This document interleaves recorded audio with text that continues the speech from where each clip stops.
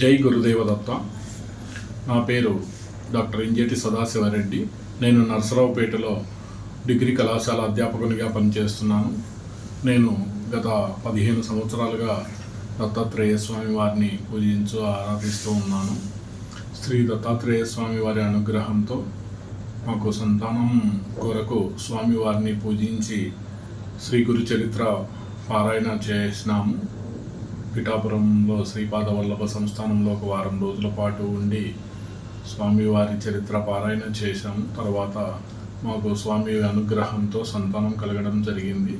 ఆనాటి నుండి ఈనాటి వరకు నిత్యం దత్తనామ స్మరణతో నా ఉద్యోగ ధర్మాన్ని నిర్వర్తిస్తూ స్వామివారి సేవలో ఉన్నాను.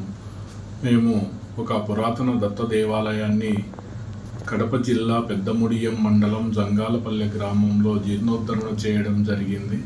స్వామివారి అనుగ్రహంతో అనేక సేవా కార్యక్రమాలు చేస్తూ ఉన్నాము. దత్తుని ఆశీర్వాదంతో సిద్ధమంగళ స్తోత్ర పారాయణ, గురుచరిత్ర పారాయణ చేస్తూ ఉంటాము. దత్తాత్రేయ స్వామి వారి సంపూర్ణ అనుగ్రహంతో మా కుటుంబం ఆయుర ఆరోగ్యాలతో ఉంది, విరాజిల్లుతూ ఉంది.